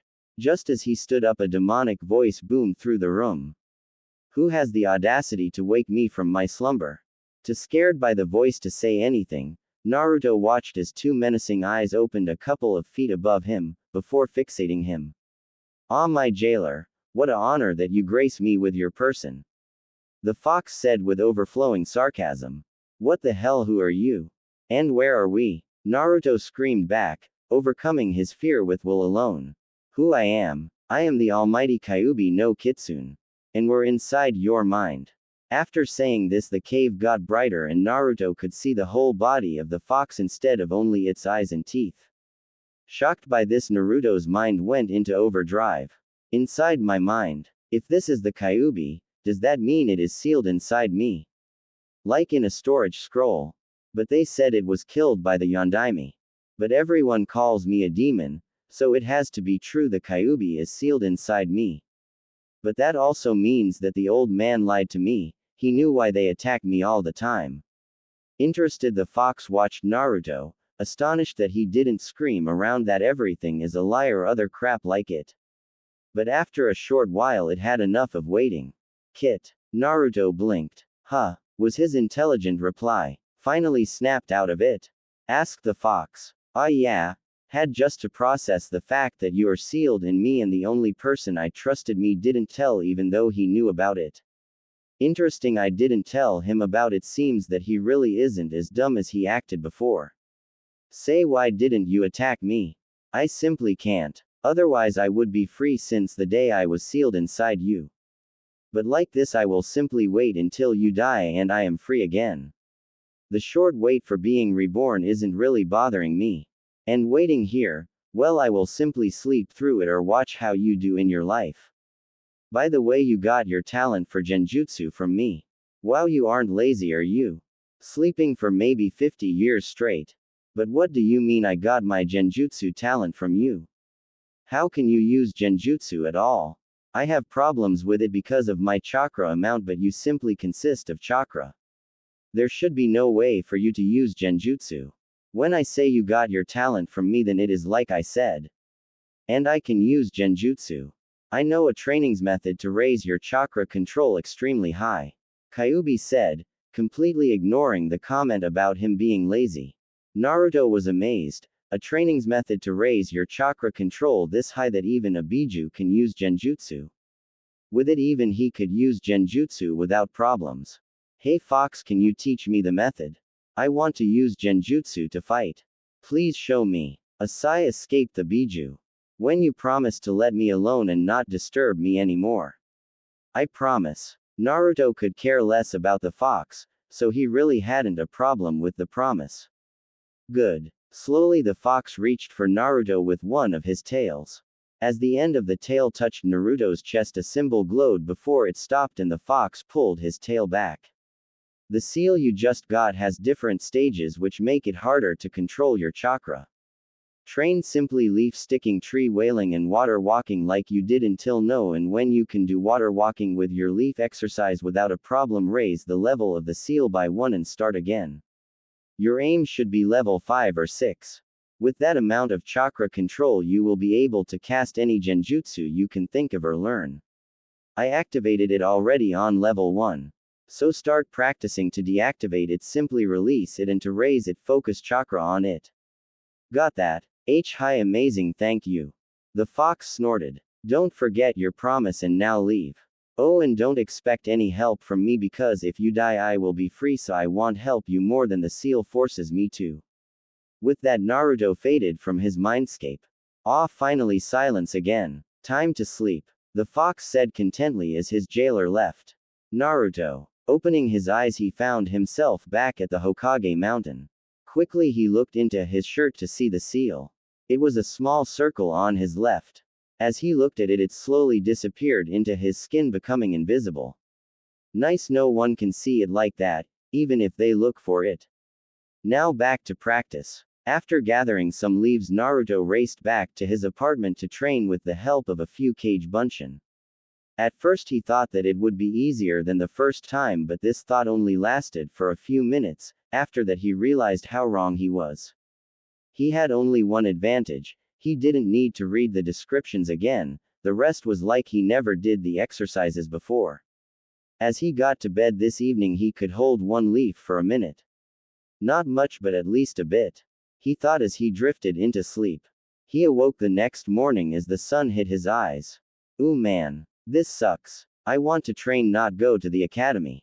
At least I can leave a few kage bunshins to train chakra control. After doing his morning routine, he went to the academy, leaving a few bunshins behind. As he arrived he sat down on his usual chair and pulled out a piece of paper, having decided that he needed a concrete plan for training. Therefore he started to write his trainings plan from now until the end of the year. Now what do I need to do? I have to train chakra control, my throwing of shuriken and kunai, practice my genjutsus, thinking of new ones for myself, then how I counter the weaknesses of genjutsu, reading the last of my books, and physical training. The last I must do myself, for the rest I can make clones. With a nod he wrote everything down, so he wouldn't forget anything. With the ending of the academy, Naruto walked towards Ichiraku's for lunch and training afterwards. It was in the afternoon as the clashing of shuriken could be heard from trainings ground number 43. Naruto dodged and waved around shuriken thrown at him by his clones, batting away those he couldn't escape from. The aim of the exercise was obvious: speed, reaction time and dodging. He continued his training until deep into the evening. As he finally finished his training he dispelled the clones that attacked him as well as the 50 clones he had only doing chakra control. He had reached level 5 of his chakra seal, boosting his chakra control to heights normally impossible for someone with his chakra levels. But he didn't care about impossible or not, he could use every single genjutsu he had to learn following his list, and also he could perform every genjutsu he had created so far. All in all, the year had improved him in many ways. While his clones worked on chakra control and genjutsus, he developed his own taijutsu style, even if it wasn't perfect or completed, but for the moment it was to his satisfaction. He used speed and evasive maneuvers and focused on hitting the body's weak points, being pressure points, muscle attachments, tendons, joints and finally critical points like the throat. The whole style was oriented to be able to end a fight if possible with only one strike, and if this strike did not accomplish this, it would at least deal a great amount of damage, thus weakening the opponent with each hitting strike. He was quite proud of his invention. After collecting his things, he made his way back to his apartment. He was halfway when he heard some sounds of fighting. He changed his course towards the noises, only to find one of the most disgusting things he knew. 3 men held down one kunoichi who weakly tried to defend herself. After seeing that the woman was in fact Anko Mitarashi, he wondered. What the hell? Normally these 3 would be near dead by now, wincing for their lives for trying what they just did. Something isn't right. As he looked closer at her, he saw where the problem was. Her skin glistened of sweat and her pupils were dilated to unnormal proportions. Seems like she was drugged. If she were a normal civilian, I may have ignored it, but not with her. Yes, Naruto had made quite the turn in his mindset over the past year. He only cared for those that had a life like his or his precious persons, the rest simply didn't interest him anymore. Setting his resolve, he dashed towards them while doing hand signs. Sleep of endless nightmares, he whispered under his breath. Nearly instantly the 3 men went rigid before collapsing to the ground. Sleep of endless nightmares was one of the first genjutsu he created. It caused the victim to fall into a deep sleep, only awakening if the genjutsu was released. While sleeping, they were forced to relive every of their own darkest nightmares plus some of the worst things that happened to him thanks of the villagers. The idea came to him as he remembered the day he learned that he had a talent for genjutsu, through letting the attackers feel his pain. He thought it would be a good way to take revenge upon them. And to say that he was quite happy with the results was an understatement, as he watched them throwing themselves from one side to another, while not being able to wake up. Anko herself just looked confused at the winding bodies of the 3 men in front of her. It took her quite a while until her drugged mind had figured out that they were under a genjutsu. She looked around until she saw Naruto standing on one of the neighbor rooftops looking down on the men with a quite sadistic smile. Happy to know that she was safe and who saved her, she succumbed to the darkness, sliding into blissful unconsciousness. Her last thoughts surprisingly clear. Hope I can see that smile in some time again.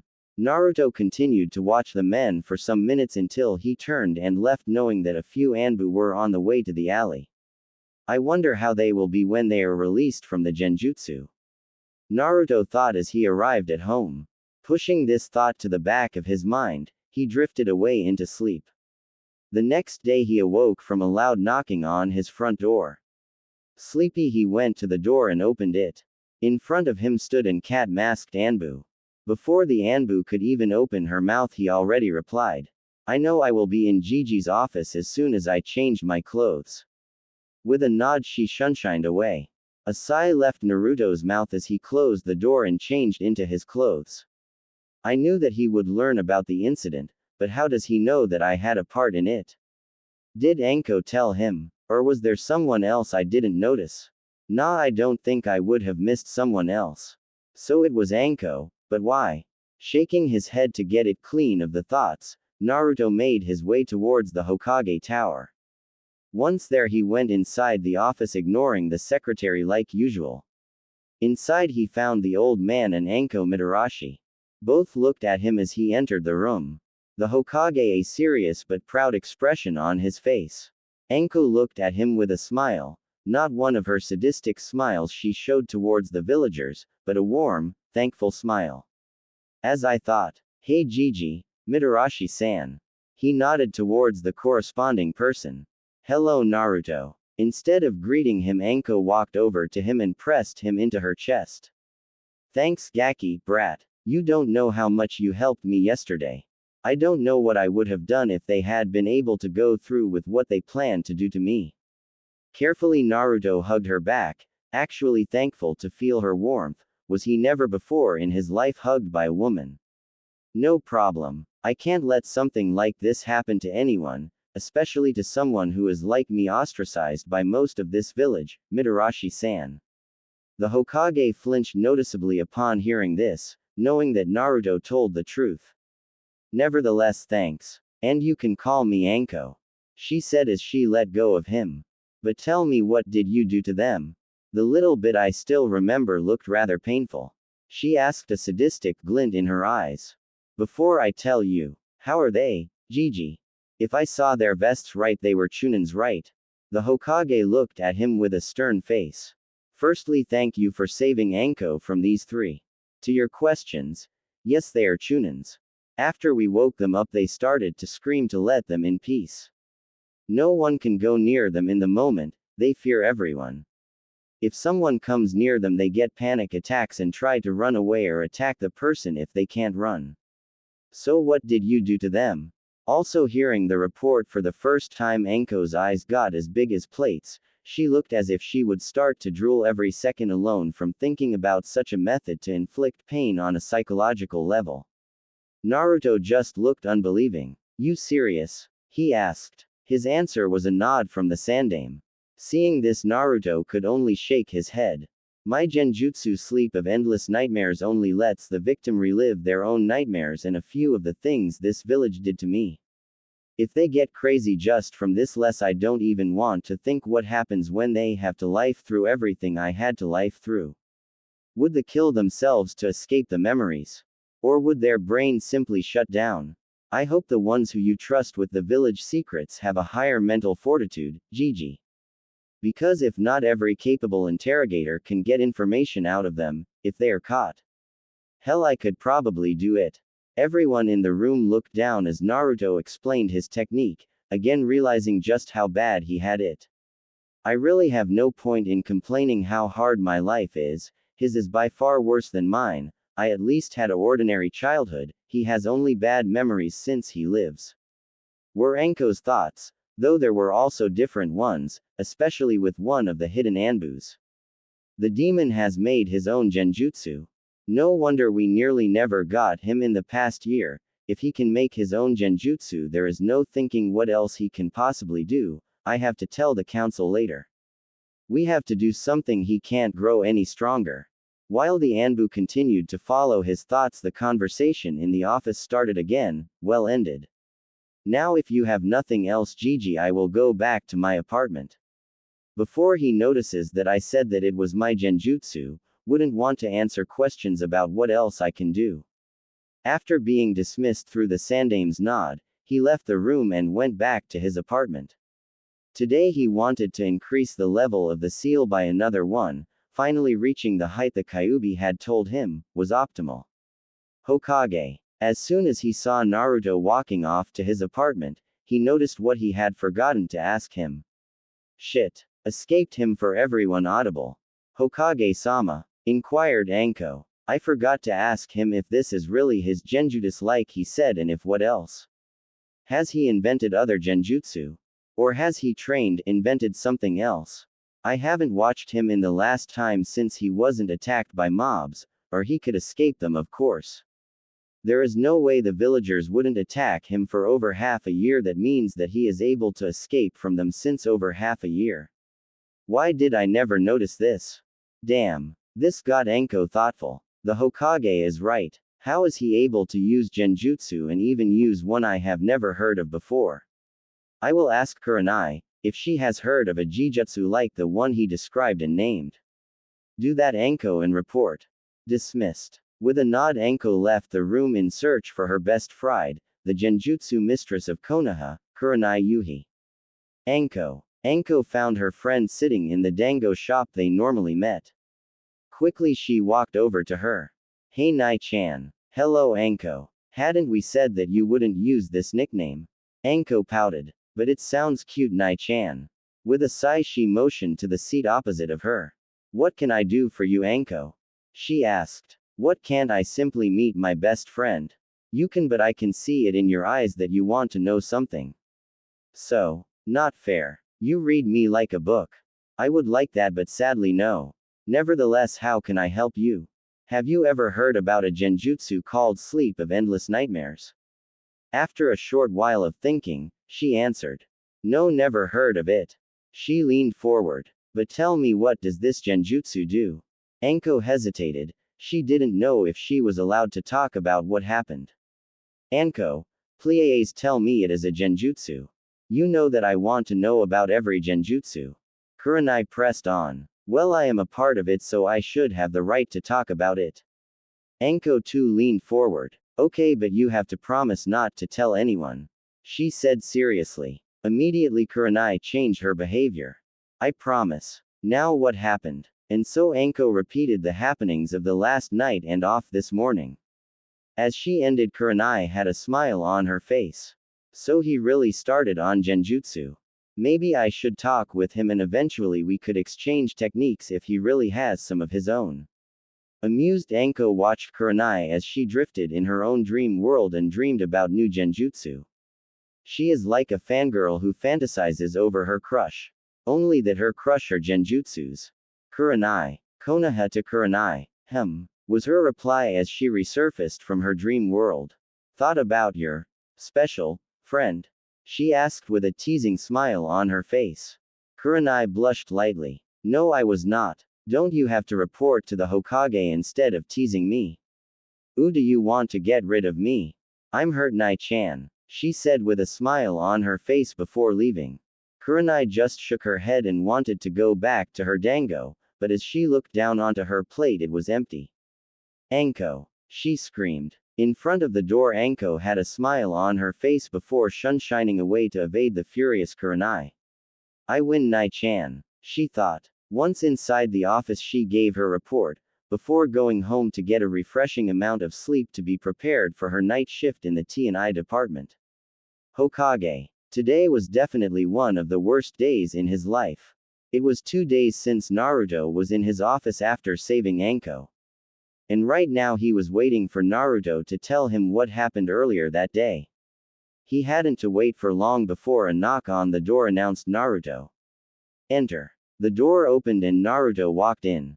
Hey Gigi. What's going on? He asked, though he already suspected that it had something to do with the night 2 days ago.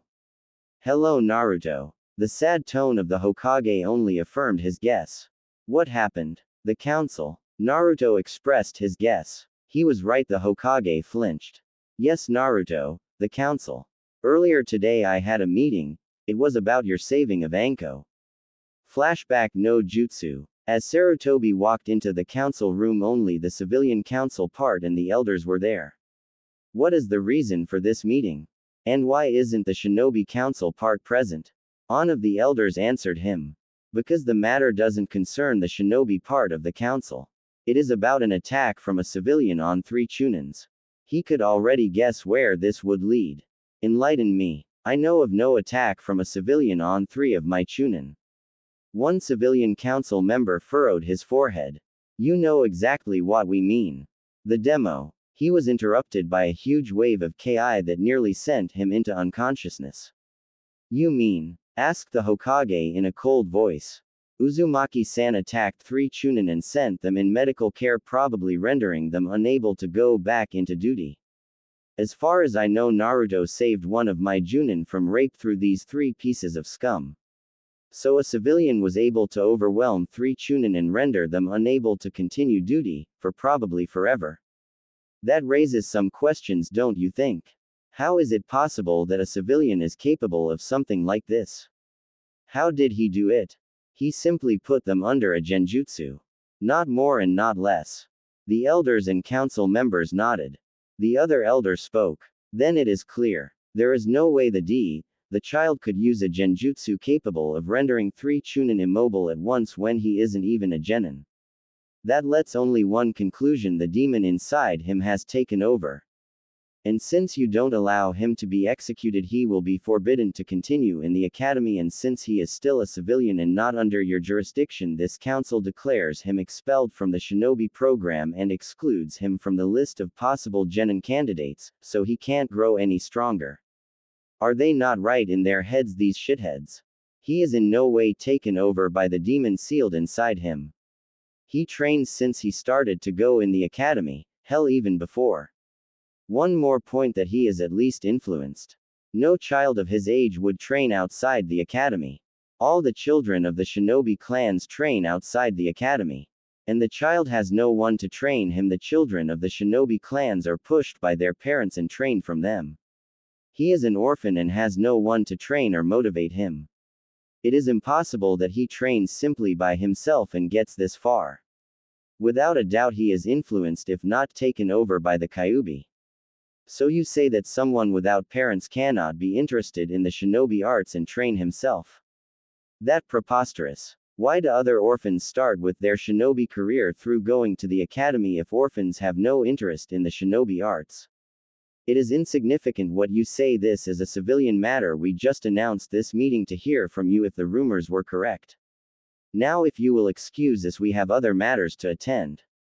They finished the conversation, as they had enough from the fore and back, and left without any further discussion, each of them a smug grin on their face, leaving a fuming but helpless Hokage. Flashback no jutsu, Kai.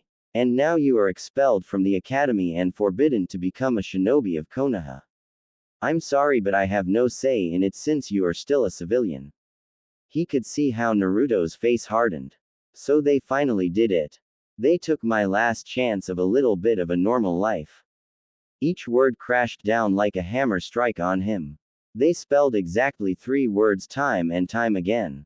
He had failed. Now if you have nothing else, I will go back. I have to think what I will do now. I will come back tomorrow.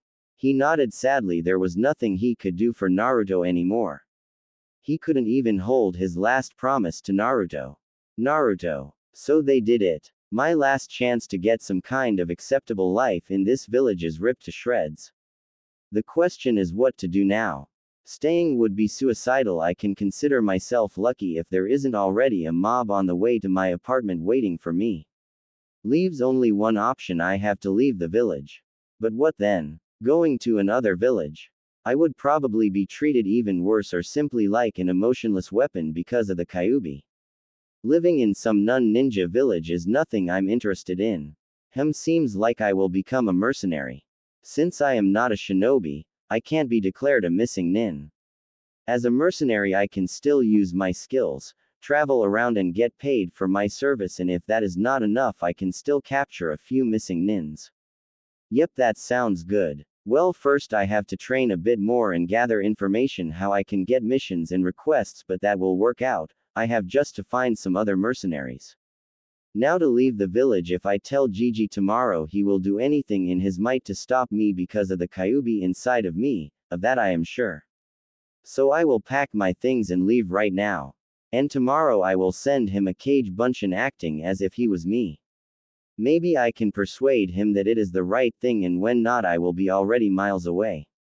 As he came out of his thoughts he stood in front of his apartment door.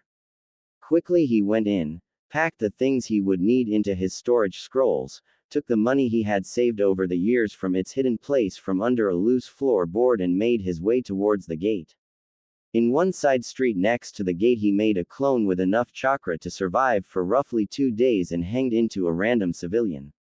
Without being stopped he went through the gate. As soon as he was out of view, he began tree-hopping towards the next village to buy some new clothes and a few things necessary to live under the open sky. Clone. It was in the morning of the next day as the clone made his way towards the Hokage Tower. The night was rough, to describe it mildly. If he hadn't hidden himself so good he would have died without a question. There were alone 4 different mobs that patrolled around his apartment, each armed with sharp or pointed weapons. Even a few shinobi were with them. With a sigh he climbed the stairs to speak with the Hokage, presumably for the last time in a few years. After knocking on the door, he waited until he was allowed inside and entered. Hey Gigi. Hello Naruto. And to what conclusion have you come? He looked as if he hadn't slept this night. Well, I'm pretty sure he didn't. I decided to leave the village. I mean, here is nothing anymore that keeps me alive or can give me a better life. You can't do anything for me anymore since I can't become a shinobi and the villagers won't leave me alone. Only tonight there were 4 mobs patrolling the area around my apartment, and to be earnest I have no need to life my whole life in fear of being killed every second. I am not observant enough. A deep sigh escaped the Hokage. As much as I can understand you, I can't let you leave the village. Let's see how much he is ready to tell me. And why not? I'm sorry I can't tell you. So you mean you can't tell me that the Kyuubi is sealed inside me? On this reply, the face of the Hokage got pale. Who told you? No one. One of my chakra control exercises was meditation. During this, I found the red chakra that leaks into my chakra pathways, and as I looked closer, I was pulled inside my mindscape and had a nice little chat with the fox. He told me I should let him alone since he doesn't care what happens to me, and that he also wants save me since the earlier I die, the earlier he dies and is reborn. It doesn't really bothered him that he had to die to get free. He also denies me any sort of access to any of his powers, that he isn't already forced to give me, like my enhanced healing and the constant chakra that is leaked into me. So tell me again why you want to hold me here besides me being a weapon for the village. Which I can't be any more, like you now know, since I will never have the cooperation of the fox. The Hokage was speechless. His only objective argument to hold Naruto inside the village was just ripped apart on a subatomic level. After all, a weapon that would never be a weapon was not necessary to be held under surveillance. A smile spread over his face. Now he could act like he wanted, not as the Hokage but as Naruto's Gigi. Well then, Naruto, there is nothing anymore that forces me to hold you here. But promise me one thing, please. Depends, was Naruto's short answer. Be careful, even if I no longer have to watch you as the Hokage, I still worry about you as my grandson. A bright smile lighted Naruto's face. No problem, Gigi. I will be careful. And with a puff and a cloud of smoke, the clone vanished. A shadow clone. Impressive. So you would have left even if I would have tried to hold you here. Not bad, Naruto. Not bad. With a smile, the Hokage looked over his village. I have the feeling sometime in the future we will regret not having you with us anymore. His face twisted into a grimace. But I probably have to tell Anko. I'm sure she will come and ask what happened to him, when she hears that he was kicked out of the academy, since most of the villagers seem to know about it already. True to his worries, later that day Anko came to inquire about the blonde Gaki. To say that she wasn't pleased was an understatement. He had to physically restrain her, until she had calmed down, to prohibit a bloodbath of the civilian council members and the elders. It would be 3 years until they would hear about their favorite blonde again. Time skip 3 years. Naruto 11 years old. It had been 3 years since he left the village hidden in the leaves. In the first 2 years he had invented a few new genjutsu that would help him as a mercenary of his profession, had found his weapons of choice and trained in them, and his overall physical skills. If you asked him his genjutsu, his taijutsu and his capabilities with his weapons were deadly. Ninjutsu was his weak spot. He had only learned a few attack and defense jutsus of his element and a few fire ninjutsu, to aid him. His profession were assassinations. He was currently on another assassination mission. The client wanted his trading rival dead. Why didn't interest him? But he had heard 2 things that concerned him. One, that the mission request was also sent to a hidden village, meaning he had competitors, and second, that the target had hired some shinobi for protection. He was about a mile away from the target's house, when he heard the sounds of metal clashing and jutsus being used. Cloaking himself in a genjutsu to make him invisible, he sneaked over to the clearing where he heard the sounds, to look who got caught on his or her trail towards the target and who the defenders were. He couldn't see the attacker at the moment since he or she hid behind a tree, but the defenders were noticeable. They were 2 A-ranked brothers from Iowa known for their teamwork. They were called the Skewer Brothers, since they always skewered their dead opponents' bodies on stone spears, if they hadn't already killed them through one of their spears. Currently they were working on getting their target out of hiding. Doden. Doryuden, 1, both of them screamed. 2 dragon heads appeared next to each other and started to shoot mud bullets with great velocity at the tree with the opponent behind it. Shortly before the tree gave away, a figure jumped up and threw a few kunai at the 2 brothers, causing one to end his jutsu and jump in front of his brother to parry the kunais. What Naruto didn't expect was that he knew the attacker. Deciding to help, he jumped down from his tree and sneaked over to the brothers still cloaked from his genjutsu. As he stood behind them, he pulled his 2 weapons and rammed them through their bodies. They sensed the attack and tried to avoid the two weapons, but since they couldn't see them, they weren't fast enough. One had his left lung impaled while the other got one right through his heart. After killing both, Naruto released the genjutsu. Hello Anko. Anko. She was in a really tight spot right now. She had gotten the mission to eliminate a target for a client. The council had said that it would be an easy go in, kill him and come back mission. Bullshit. The target was guarded and not bad, with 2A ranked missing nin from Iwa. They momentarily destroyed her hiding point, leaving her with no other option than to abandon her hiding place and jump out. While still in the air, she flung a few kunai at the two. But to her misery, one of them blocked the kunai while the other continued to bombard her with mud bullets. She just wanted to start one of her jutsu, when both of them suddenly went rigid and collapsed shortly after.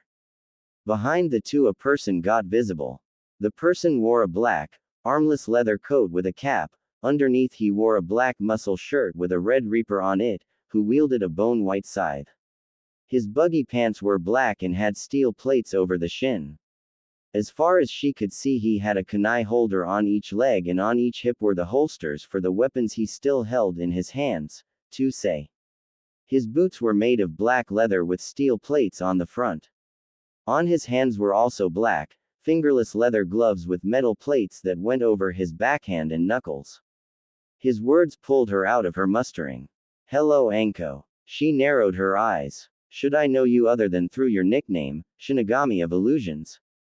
He reached for his cap after placing his sai back in their respective holsters and pulled it back. Blonde hair became visible, and with the electric blue eyes she immediately recognized him. Even if his whisker marks were hidden through a mask. Gaki. He sighed. Is that how you greet someone who just saved you from 2A ranked missing nins from Iwa? Why not? Was the reply. Oh man. He shook his head. Do you want the bounties for their heads, or can I have them? He asked while pulling a short tanto from behind his back and severing their heads.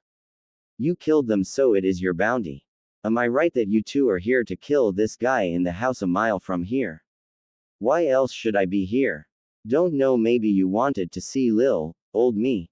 She asked while walking over to him, swaying her hips sensually. During her walking over, Naruto mustered her. She wore a beige trenchcoat that was open in the front, making a fishnet shirt and a really short skirt visible. But what caught his attention was that she wore nothing under her shirt, making her generous bosom quite visible. Again he shook his head. Why do you wear such clothes? While I admit that it might be efficient against weak-minded perverts, it won't work on anyone even a bit serious on his mission.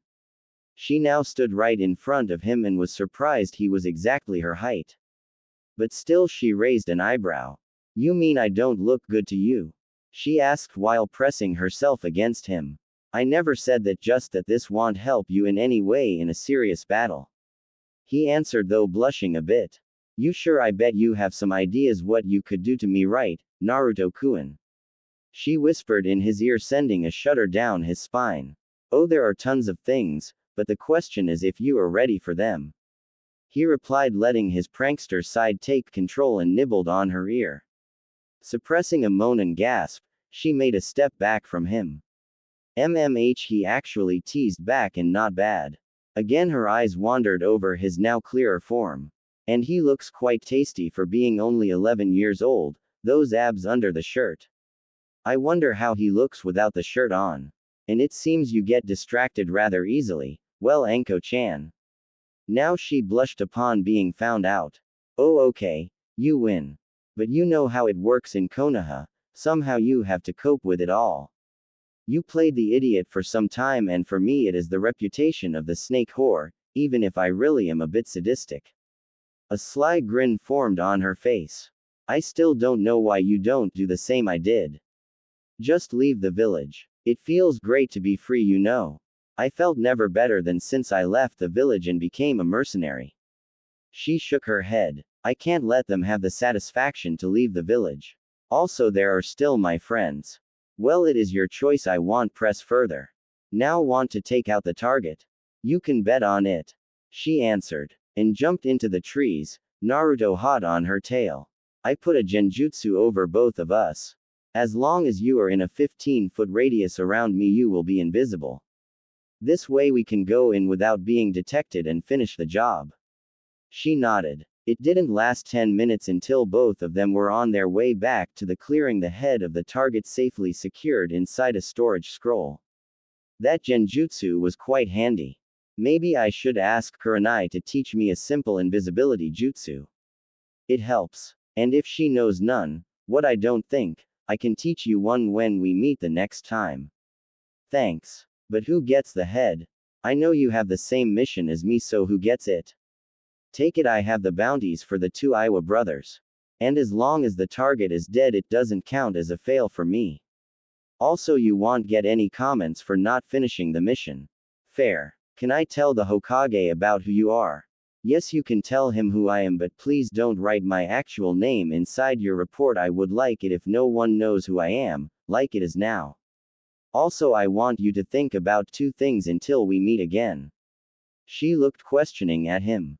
The way I saw you in the clearing, it was clear that you were surprised by the missing nin. I got the info that he got guards together with my mission details. That means someone purposely didn't inform you about it or hid it from you. Why I let for your fantasy.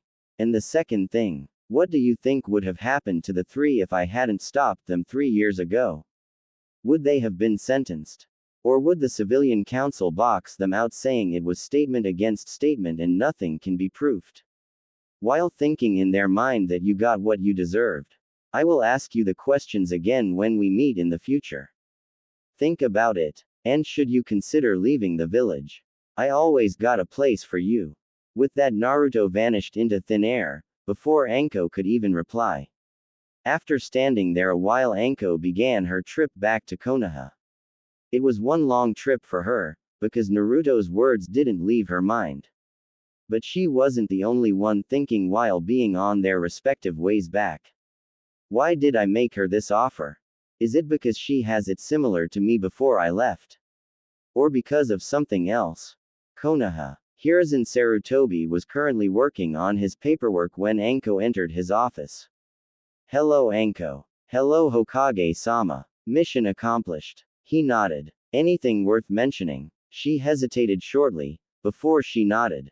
There is indeed something unusual I have to report, but I would prefer it if I could tell you personally. He nodded. On an unnoticed order, the 4 Anbu appeared in front of the desk before leaving the room just as fast as they appeared. Shortly the room glowed in a bluish color after a few hand signs of the Hokage. Now what do you have to report? 2 different things. For one, it seems that some information regarding my mission were purposely hidden from me. I can say this because I met a mercenary with the same mission as me after he probably saved me through killing the Skewer brothers from Iowa, and he knew that the target had guards. And the second thing is that I know the identity of the mercenary. For once, the mercenary was the Shinigami of illusions, and for second, he is Naruto. She observed his reactions on what she said and she wasn't disappointed. Upon mentioning that information were kept from her, his face displayed clear anger, which changed first into surprise when the mercenary was identified as the Shinigami of illusions, and into a proud smile as he heard that the mercenary that got more and more known over the last year as an assassin was in fact Naruto. I will deal with the problem of the changed mission information, and I think I will stop today earlier with my work and visit Ichiraku's to tell them that Naruto is fine.